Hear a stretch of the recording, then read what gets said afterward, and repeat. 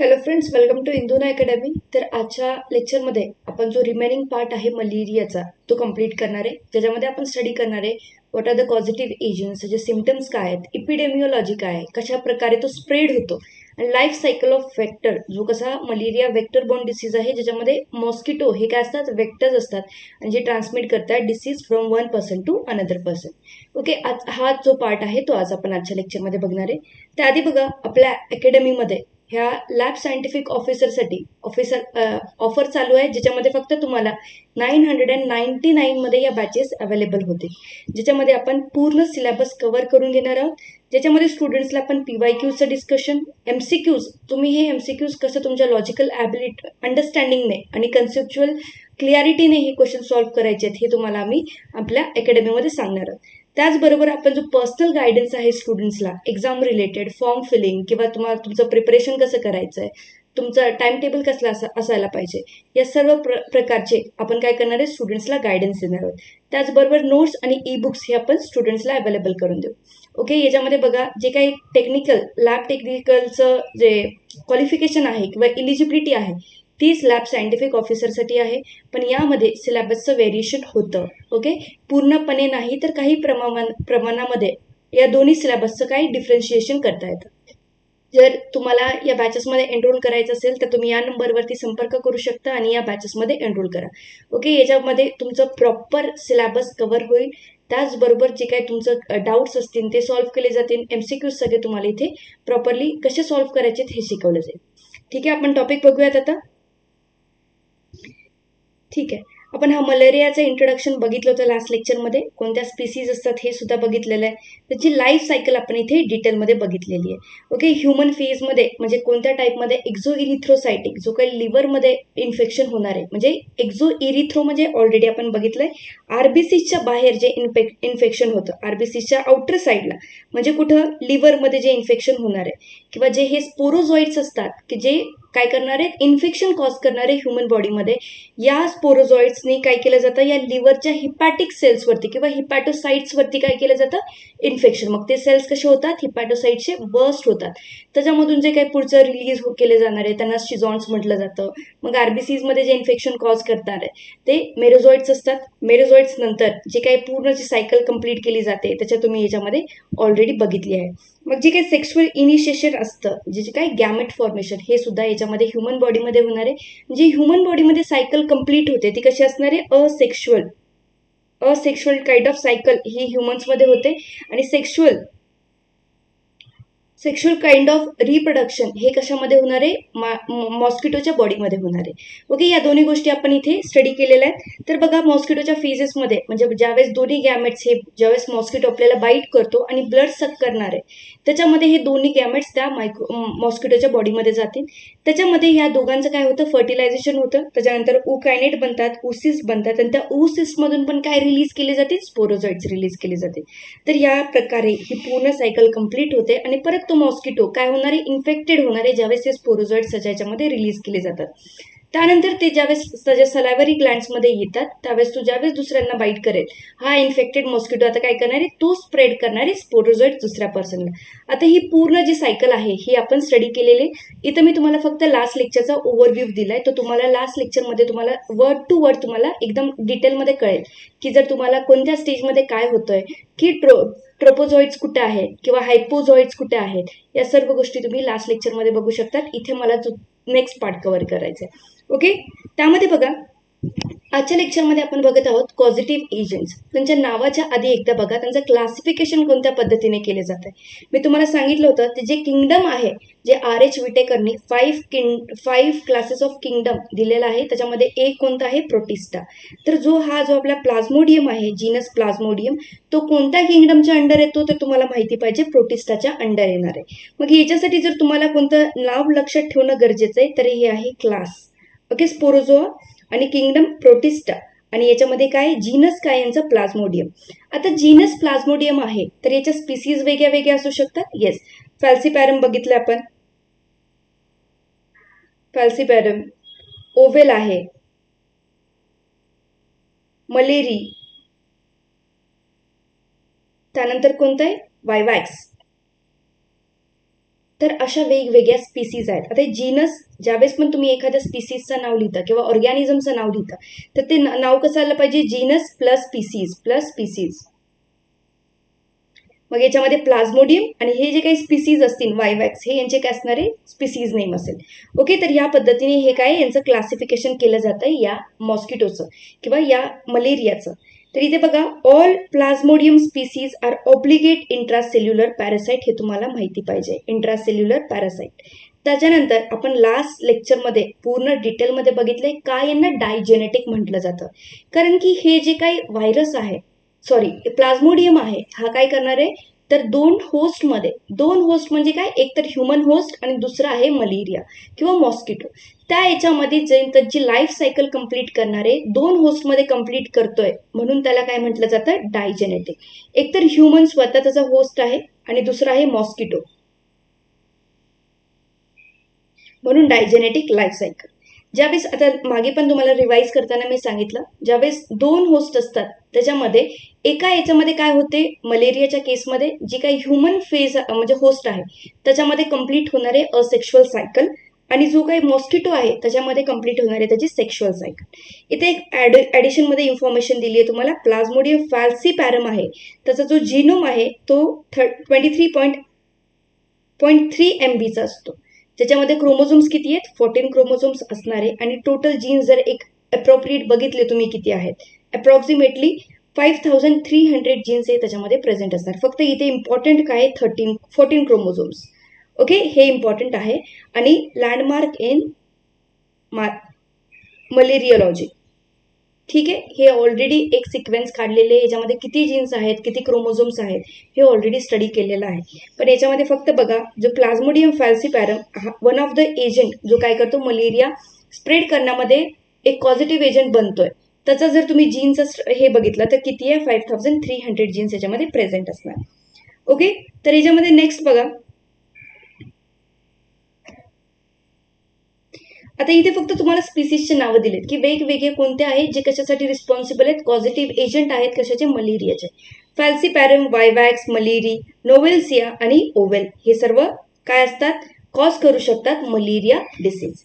तर इथे बघा एक इम्पॉर्टंट गोष्ट, एक प्लाझ्मोडियम फॅल्सीपॅरम हा जो पॉझिटिव्ह एजंट आहे म्हणजे वन ऑफ द स्पीसीज जो काय करतोय मलेरिया कॉज करतोय, याच्यामध्ये एक इम्पॉर्टंट गोष्ट जी तुम्हाला माहिती पाहिजे ती आहे हायप्नोझॉइड्स.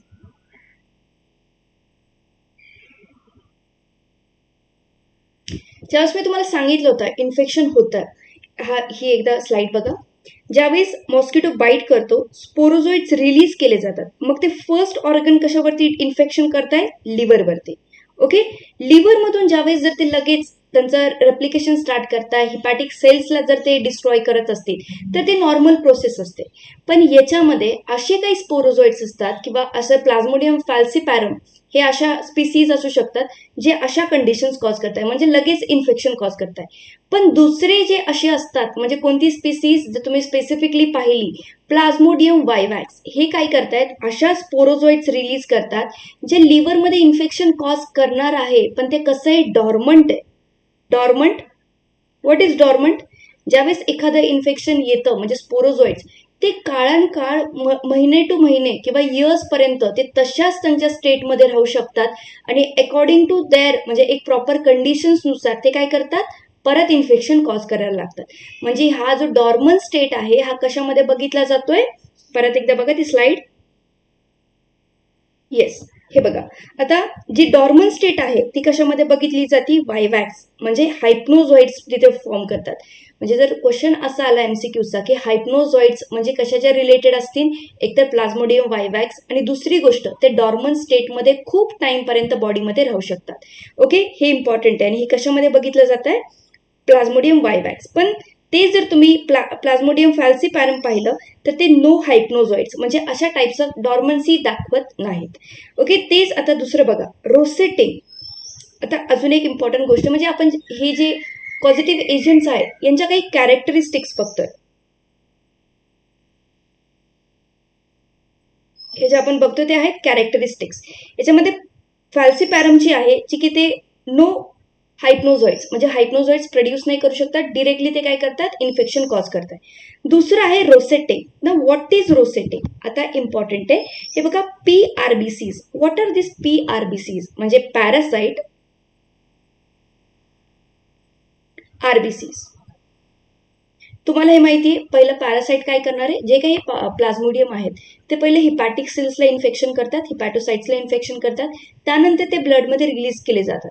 ब्लडमध्ये ज्यावेळेस ते रिलीज करताय ते RBCsला सुद्धा इन्फेक्शन कॉज करतात आणि त्यांना रप्चर करतात, म्हणजे बर्स्ट करतात. आता ह्या ज्या बर्स्ट होत आहेत RBCs, ओके, त्यांना काय म्हटलं जातं, पॅरासाइट RBCs, जे बर्स्ट झालेले आहेत त्यांना. आता ते काय करतात, दोज RBCs बाइंड्स अनइन्फेक्टेड. आता ज्या अनइन्फेक्टेड आहेत दुसरे RBCs म्हणजे हे कसे आहेत, नॉर्मल RBCs आहेत. या नॉर्मल सोबत हे काय करतात, बाइंडिंग करतात. आणि ते कसं स्ट्रक्चर फॉर्म करताय, रोसेटिंग, फॉर्मिंग रोसेट. तुम्ही रोजेस स्ट्रक्चर पाहिलंय, हे बघा, हे असं स्ट्रक्चर असतं. म्हणजे एक infected parasite RBC, that is PRBC, ते काय करणार आहे, बाइंड करणार आहे नॉर्मल RBCsला. मग त्याचं फॉर्मेशन कसं होणार आहे, रोसेट लाईक फॉर्मेशन, म्हणजे एक रोजेसचं जे पेटल्स लाईक फॉर्मेशन असतं, म्हणजे एक मध्ये तो स्ट्रक्चर आणि त्याच्या अवतीभोवती काय असतात, पेटल्स असतात. तसं स्ट्रक्चर हे प्लाझ्मोडियम फॅल्सीपॅरमनी दाखवलं जातं. ही इम्पॉर्टंट गोष्ट इथे तुम्हाला माहिती पाहिजे. आणि हे काय करतात, एक मायक्रोवॅस्क्युलर ऑब्स्ट्रक्शन. समजा जर असा कोणता पॅरासाइट RBC आहे, त्याच्या अवतीभोवती ऑलरेडी RBCs अटॅच झालेत, बाइंड झालेत. आता जर हे कसे एक बल्कमध्ये किंवा असे क्लॉट्स लाईक कंडिशन फॉर्म करतात आणि जर ते एखाद्या आर्टरीज वेन्समध्ये झालं तर ते कसं करते, ऑब्स्ट्रक्शन, म्हणजे जो काही नॉर्मल फ्लो आहे ब्लडचा त्याच्यामध्ये काय करता येते, ऑब्स्ट्रक्शन किंवा एक मध्ये टॅकल म्हणजे ऑब्जेक्ट असं जो मध्ये प्रेझेंट असतो तशा टाईपचं कंडिशन फॉर्म करतात. त्यालाच काय म्हटलं जातं, मायक्रोवॅस्क्युलर ऑब्स्ट्रक्शन. ओके, हे इम्पॉर्टंट आहे, हे तुम्हाला इथे समजून घ्यायचं आहे. इथे दोन प्रॉपर्टीज बघितल्या, नो हायप्नोझॉइड्स आणि दुसरं होतं रोसेटिंग लाईक स्ट्रक्चर्स. हे कशाचे, प्लाझ्मोडियम फॅल्सीपॅरम. नेक्स्ट क्वेश्चन, आता इथे बघा, प्लाझ्मोडियम वायवॅक्स हे हायप्नोझॉइड्स फॉर्म करतात, म्हणजे डॉर्मन्सी दाखवतात. जर हे स्पोरोझॉइड्स आले तर ते खूप टाइमपर्यंत नॉर्मल कंडिशन्समध्ये राहू शकतात, त्यानंतर ते काय करतील, इन्फेक्शन कॉज करतील. Okay, activate weeks or years later, relapse किंवा प्रायमाक्विन. आता इम्पॉर्टंट आहे इथे, प्रायमाक्विन जे एक ड्रग आहे जे हे यूज करतात आणि त्याच्यामध्ये हे डॉर्मंट जे स्पोरोझॉइड्स असतात आहेत, ज्यांना काय म्हटलं जातं, हायप्नोझॉइड्स, यांना इलिमिनेट करण्याचं, यांना हटवणं, यांच्यापासून आपल्या बॉडीला प्रोटेक्शन करण्याचं जे काम केलं जातंय ते कोणी दिलं जातंय, प्रायमाक्विन. ओके, तर इथे ज्या इम्पॉर्टंट गोष्टी आहेत त्या तुम्हाला इथे सगळ्या सांगण्यात आल्या. आता या दोन इम्पॉर्टंट आहेत. एक तर हा जो फॅल्सीपॅरम आहे तो कसा आहे, जास्त व्हायरुलंट आहे किंवा जास्त थ्रेट बॉडीला कॉज करतो. तसं जर तुम्ही वायवॅक्स बघितला तो एवढा हार्मफुल नसतो. तर इथे बघा, इथे सगळ्या स्पीसीजचे नाव आहेत, यांचं डिस्ट्रीब्युशन दिलंय आणि RBCs इन्वेड कशा प्रकारे ते इन्वेड करतात, यांचा पिरियॉडिसिटी म्हणजे किती टाइमपर्यंत ते इन्फेक्शन कॉज करताय आणि हे की फीचर्स यांचे इथे दिलेले आहे. ओके, आता परत त्यांच्या डिटेलमध्ये जात नाही, मी ऑलरेडी तुम्हाला फॅल्सीपॅरम आणि वायवॅक्स सांगितलंय. डिस्ट्रीब्युशन बघा कोणत्या कंट्रीजमध्ये हे प्रेझेंट असतात, त्यांचे काही युनिक फीचर्स असतील का. आता हे आपण बघितलं होतं, मोस्ट लिथल म्हणजे खूप जास्त हार्मफुल असणार आहे हा, आणि सायटो ॲडहेरन्स दाखवतो. आता हे हायप्नोझॉइड्स, आता खूप इम्पॉर्टंट आहे. हायप्नोझॉइड्स म्हणजे असे असतात जे काय करणार आहे, तुमच्या याच्या RBCs म्हणजे जे पॅरासाइट RBCs आहेत ते काय करते, सॉरी, जे हायप्नोझॉइड्स आहेत ते लॉंग टर्म पर्यंत म्हणजे डॉर्मन स्टेटमध्ये लिव्हरमध्ये प्रेझेंट राहतील. ओके, या बाकीच्या पण तुम्ही एकदा चेक करू शकता. ओके, ह्या गोष्टी आपण सर्व पाहिलेत कशाच्यामध्ये, कॉझिटिव्ह एजंट.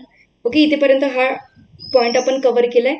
आता नेक्स्ट पॉईंट आहे सिम्पटम्स. आता तुम्हाला समजलं की कोणत्या अशा स्पीसीज असतात जे इन्फेक्शन कॉज करतायत आणि कशा प्रकारे ते करतायत, कशा प्रकारे ते जास्त टाइमपर्यंत राहू शकतात किंवा लगेच इन्फेक्शन कॉज करणार आहेत, किंवा अशा ज्या वेगवेगळ्या कॅरेक्टरिस्टिक्स आहेत एखादी स्पीसीज आणि त्यांच्या रिलेटेडच्या कॅरेक्टरिस्टिक्स ते तुम्हाला माहीत असणं गरजेचं आहे. आता सिम्पटम्स म्हणजे कोणत्या प्रकारे तुम्हाला कळू शकतं की एखाद्या व्यक्तीला मलेरिया झालाय, म्हणजे त्याच्या बॉडीमध्ये अशा काही चेंजेस होतात किंवा अशा कोणत्या इलनेस दाखवू शकतो तो जर त्याला मलेरिया असेल. एकतर असेल सिव्हिअर हेडेक, मायल्जिया, ज्यालाच काय म्हणतात मसल पेन, म्हणजे त्याच्या बॉडीमध्ये खूप जास्त पेन असतं, मसल पेन असतं. त्या मसल एकला काय म्हणतात, मायल्जिया. तुम्हाला माहिती पाहिजे मायल्जिया कशाच्या रिलेटेड आहे, मसल्सच्या रिलेटेड. अर्थ्रॅल्जिया. अर्थ्रॅल्जिया म्हणजे काय? जॉईंट पेन, जे आपलं गुडघ्यांचं सांधेदुखी जे तुम्ही म्हणता, त्याच्यामध्ये रिस्ट जॉईंट असतील, लेग जॉईंट्स असतील, तर त्याला काय म्हणतात? Arthralgia. Okay.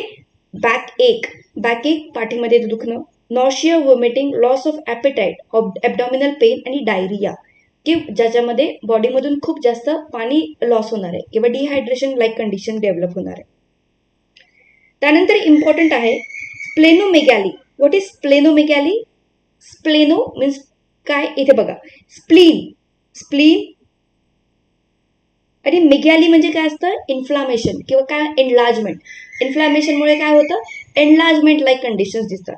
That is enlargement of spleen. त्यानंतर आहे हिपॅटोमेगॅली. हिपॅटो मीन्स लिव्हर, लिव्हर, आणि मेगॅली म्हणजे परत तुम्ही काय म्हणू शकतात? Enlargement, inflammation like condition. ज्यावेळेस हे आपल्या आरबी म्हणजे हिपॅटिक सेल्सला रप्चर करणार आहे, तर ते काय होणार आहे? तिथे इन्फ्लामेशन दिसणार आहे किंवा तिथे काय? एनलार्जमेंट दिसते, कारण की हे या साईटला परती इन्फेक्ट करतात. आता जर हे लिव्हरला ते इन्फेक्शन कॉज करणार आहे, तर जॉइंडिस याचं प्रमाण सुद्धा काय होतं? वाढतं. Okay. Anaemia due to rupture parasitised RBCs. Anaemia म्हणजे जिथं आरबीसीजचं कॉन्सन्ट्रेशन कसं होतं? बॉडीमध्ये कमी होणार आहे, कारण की आरबीसीज वरती सुद्धा हे इम्पॅक्ट करतात, आरबीसीजला जाऊन बस्ट करतात. तर याच्यामध्ये बघितलं ॲनिमियाचे कंडिशन्स. आणि थ्रॉम्बोसायटोपेनिया. थ्रॉम्बो मीन्स काय असतात? प्लेटलेट्स. आणि याच्यामध्ये पेनिया लाईक कंडिशन जी असते, त्याच्यामध्ये काय होतं? डिक्रीज इन नंबर, प्लेटलेट्सचा नंबर सुद्धा इथे कमी होतोय. ओके. ही गोष्ट तुम्ही कशाच्या रिलेटेड बघितली? मलेरियाच्या सिम्पटम्स. आता हे नॉर्मल सिम्पटम्स होते, याच्यामध्ये काही सिव्हिअर सिम्पटम्स पण एखाद्या व्यक्तीमध्ये बघितले जातात, जसं की सेरिब्रल मलेरिया. याच्यामध्ये जो काही ब्रेनला इन्फेक्शन कॉज करणार आहे, तो कशाच्या रिलेटेड असणार आहे? Cerebral malaria. रेस्पायरेटरी सुद्धा प्रॉब्लेम कॉज करतोय. Okay. Difficulty breathing or fluid in the lungs, that is pulmonary oedema. Oedema म्हणजे ज्यावेळेस फ्लुइड अक्युम्युलेशन व्हायला लागतं बॉडीमध्ये, that condition is known as oedema, fluid accumulation. Fluid accumulation. पण इथे नाव काय? पल्मोनरी. Pulmonary means lungs. लंग्समध्ये फ्लुइड अक्युम्युलेशन व्हायला लागतं इन पल्मोनरी एडिमा. आणि कशामध्ये बघितलं जातं? समटाइम्स इन मलेरियाच्या केसेसमध्ये. नाव सिव्हिअर ॲनिमिया. आपण ऑलरेडी बघितलंय ॲनिमिया का होतोय, कारण की आरबीसीज वरती इम्पॅक्ट करणारे ते मलेरियाचे जे पॅरासाइट्स आहेत, प्लाझ्मोडियम्स आहेत, त्याच्यामुळे जो आरबीसीज बस्ट होतात आणि जे काही आपल्याला नॉर्मल आरबीसीज पाहिजे, कशाला? बॉडीमध्ये जे काही थ्रू आउट ऑक्सिजन सप्लाय होतो, त्याच्यासाठी जे आरबीसीज पाहिजे ते तेवढ्या इनफ क्वांटिटीमध्ये प्रेझेंट नसणार आहे. ओके. Organ failure. आता ऑर्गन फेल्युअर पण होऊ शकतं, ज्याच्यामध्ये काय बघितलंय? Kidney failure, liver damage. Okay. याच्यामध्ये दोन कंडिशन्स एकदम कॉमन असणार आहेत. आता स्प्लीनचं काय काम असतं? बॉडीमधले जे आरबीसीज आहेत त्यांना काय करणं? डिस्ट्रॉय करणं. जे डेड आरबीसीज आहेत त्यांना डिस्ट्रॉय करणं. आता म्हणजे तुम्ही बघू शकता, आरबीसीज म्हणजे ॲनिमिया होणार आहे. अजून कोणासोबत आहे असोसिएटेड म्हणजे आरबीसीचा प्रॉब्लेम? स्प्लीन, म्हणजे स्प्लीनमध्ये पण काहीतरी प्रॉब्लेम होणार आहे. आता लिव्हरमध्ये जर ते हिपॅटिक सेल्सला बस्ट करत होते, म्हणजे लिव्हरमध्ये पण इन्फेक्शन किंवा त्याला काय म्हणतात? हिपॅटोमेगॅली. ओके. त्याच्यामध्ये लिव्हरचं इन्फ्लामेशन होत आहे आणि लिव्हरचं हे पण होऊ शकतं, ऑर्गन पण हे होऊ शकतं, फेल्युअर होऊ शकतं. Then jaundice, yellowing of skin and eyes. जे तुम्ही बघितले कावीळमध्ये लोकांचं शरीर कसं पडतं? पिवळं पडतं. तर त्या प्रकारचं पण इथे कंडिशन बघितल्या जाऊ शकतात. किंवा ॲबनॉर्मल ब्लिडिंग. ह्या सर्व एक सिव्हिअर म्हणजे थ्रेट्स आहेत बॉडीला, जे कशामध्ये बघितले जातात? मलेरिया लाईक कंडिशन्समध्ये सुद्धा या बघितले जातात. ओके. याच्यामध्ये आपण दोन्ही टाईपच्या सिम्पटम्स कव्हर केलेले आहेत. तर पुढच्या याच्यामध्ये बघा, आता जी वेक्टरची लाईफ सायकल आहे, म्हणजे वेक्टरमध्ये आपण काय बघितलं? तर मॉस्किटो. आता वेक्टर काय? आपण वेक्टर कोणाला म्हणतोय? जो काय करतोय? कॅरी करतोय. कॅरी काय करणार आहे? त्या कंडिशनमध्ये एखाद्या कोणत्याही डिसीजमध्ये एकतर व्हायरस असू शकतो, प्लाझ्मोडियम असू शकतो, पण आपण ज्यावेळेस मलेरिया बघतोय तर तिथे कोण आहे? प्लाझ्मोडियम. प्लाझ्मोडियम कॅरी करतो, म्हणून इथे आपण बघणार आहे कॅरी करणारे व्हॉट? प्लाझ्मोडियम कॅरी करणारे. जो काही आता इथे बघा, मॉस्किटो. मॉस्किटो ज्यावेळेस एक मॉस्किटो आहे जो इंजेस्ट करतोय. आता मी तुम्हाला ऑलरेडी डायग्राममध्ये सांगितलं होतं, एखाद्या पर्सनला ज्यावेळेस बाईट करतो, त्याचं ब्लड ज्यावेळेस सक करणार आहे, त्याच्यामध्ये दोन ऑलरेडी गॅमेट प्रेझेंट असणार आहे इन्फेक्टेड पर्सनच्या बॉडीमध्ये, कारण की असेक्शुअल सायकल तिथे स्टॉप होती, कारण की गॅमेट ऑलरेडी प्रोड्यूस झालेले असतात. ज्यावेळेस आता एक हेल्दी मॉस्किटो जाऊन त्या पर्सनला बाईट करेल, तुझं ब्लड सक करेल, त्याच्यामध्ये हे दोन्ही गॅमेट्स येणार आहे. ओके, मेल आणि फिमेल, म्हणजे जे सेक्शुअल स्टेजेस आहे ऑफ पॅरासाइट, म्हणजे ज्याला काय म्हणतात गॅमेटोसाइट, ह्याचं फॉर्मेशन सुरू होणार आहे. म्हणजे ते ज्यावेळेस बॉडीमध्ये घेतले जातात त्यानंतर काय होईल, फर्टिलायझेशन प्रोसेसचं इनिशिएशन होईल. ओके, दोन्ही गॅमेट्सचं काय होणार आहे, फर्टिलायझेशन होणार आहे आणि त्यानंतर काय होईल, ऊकायनेट बनतील, ऊकायनेट. आणि ऊकायनेट नंतर काय, oocyst बनतील. आता oocyst मध्ये तुम्हाला माहिती ऑलरेडी काय बनणार आहे, स्पोरोझोइड्स. येस, त्याला काय म्हटलं जातं, स्पोरोगामी, जेव्हा इमॅच्युअर पॅरासाइट और स्पोरोझोइड्स आर डेव्हलप. ठीक आहे, त्यानंतर ट्रान्समिशन. आता बघा, ज्यावेळेस हे गटमध्ये, आता तुम्हाला हे माहिती पाहिजे की या ज्या सगळ्या ज्या स्टेजेस होत आहेत त्या मॉस्किटोच्या गटमध्ये होतात, त्याच्या गटमध्ये.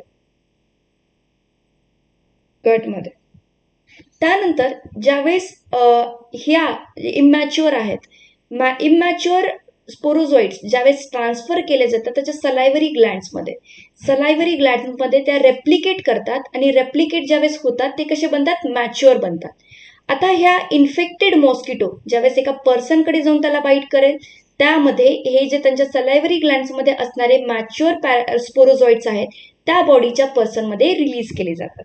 हे बघितलंय इथपर्यंत. ट्रान्समिशन कुठपर्यंत होणार आहे, सलायव्हरी ग्लँड्समध्ये. ओके, सलायव्हरी ग्लँड्स पर्यंत आलंय.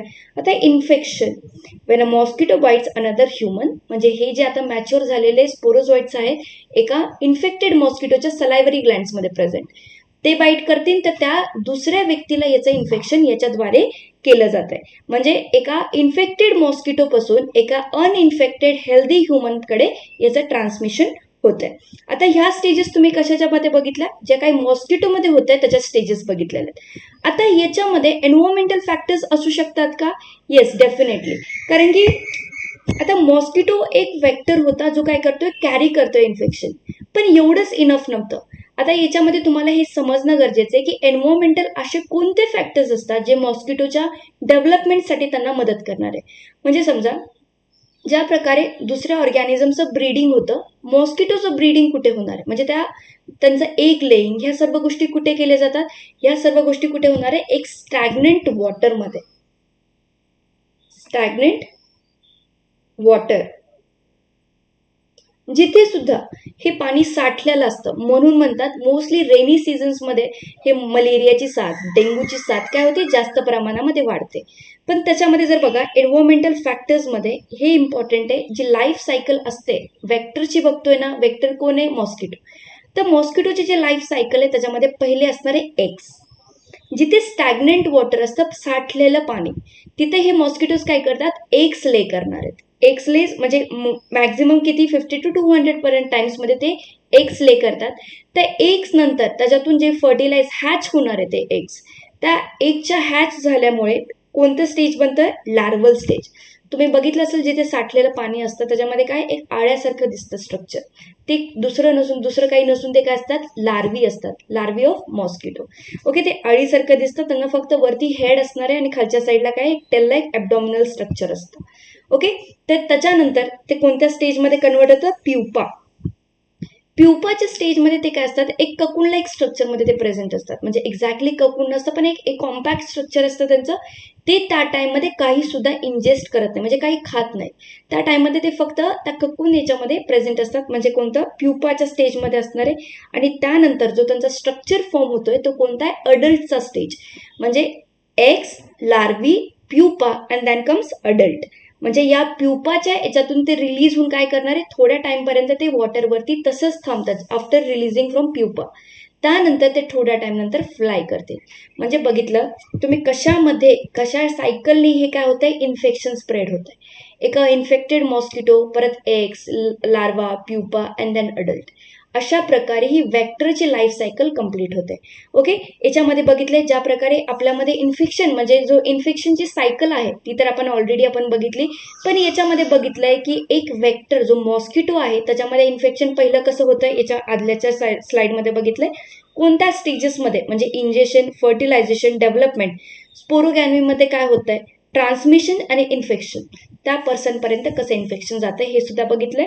आणि आत्ता आपण बघितलं एन्व्हायरमेंटल फॅक्टर्स, म्हणजे नेचरमध्ये जे काही वॉटर स्टॅग्नंट असतं टायर्स म्हणा किंवा जे रिकामे आपले कंटेनर्स असतात ते आपण थ्रो करतो. जर तशाच पद्धतीने ते असे राहिले आणि त्याच्यामध्ये पाणी साठत गेलं तर त्याच्यामध्ये हे मॉस्किटो ब्रीडिंग स्टार्ट होते. तर इथे बघितलंय लाईफ सायकल ऑफ वेक्टरमध्ये कोणत्या स्टेजेस आहेत, egg, larvae, pupa and adult.